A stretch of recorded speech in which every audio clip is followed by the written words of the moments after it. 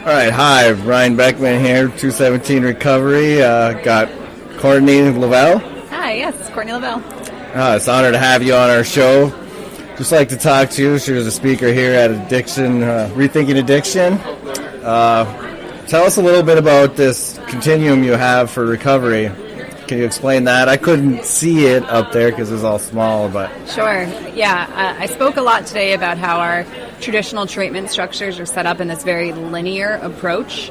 And if you look at the stages of change model, we have a starting point of like pre-contemplation, and we evolve all the way through maintenance, which should be ongoing recovery, which sounds lovely and all, but our current treatment structures are only set up to capture this small niche of people who fit into that preparation stage. They're ready to change. They're ready to quote unquote get sober now and then move into action.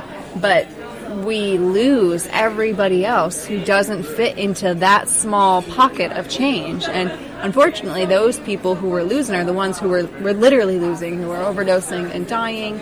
And we need to do a lot more to fold those individuals in, and those individuals being the active drug users. So we're not just shunning them and saying, we're not ready for you. When you're ready to give up your coping skills and change your life, then we'll look at you. But also, for individuals who are in long-term recovery, who still need support, our treatment structures can't continue to just wash our hands of you. We have to be able to fold you back in. And that's what I was talking about today. Instead of having this linear approach to treatment, if we could have this infinity loop of where no matter where you're at in the journey, or even if you don't feel like you're on the journey yet, we have support and compassion and care for you. And could you tell us a little bit about your peer recovery and coaching thoughts? Yeah, so I've been doing peer recovery coaching and recovery coach training for probably 4 years now. I became a master trainer with CCAR's curriculum, and I've gotten to travel around the world training recovery coaching, even in Vietnam. So I love the idea of helping individuals with lived experience to understand the value of their lived experience, and then to turn that value of lived experience into resource and support for other people who are struggling.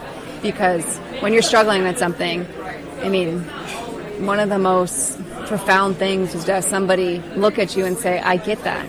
I know what that feels like. And this is what worked for me. And so I'm all about it. Any way, place, or form or version of recovery coaching peer services that we can infuse into our society, count me in.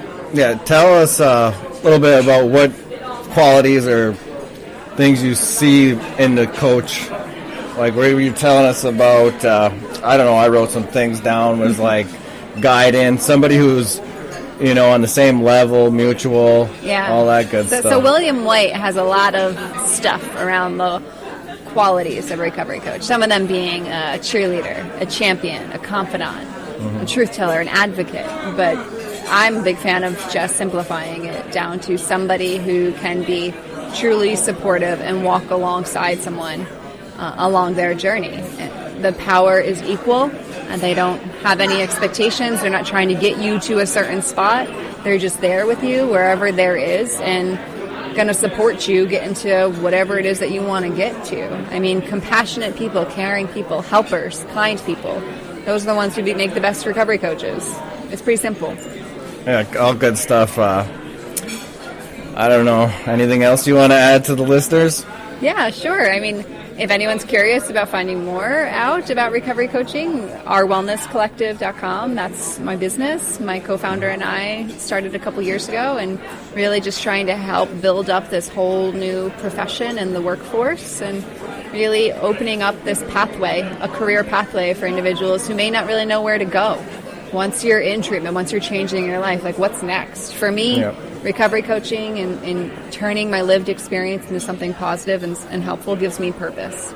And I know when I spend each day in a place of purpose, it's so much better than when I feel lost and I'm just wandering. Very rewarding. Yeah. What was I thinking? I don't know.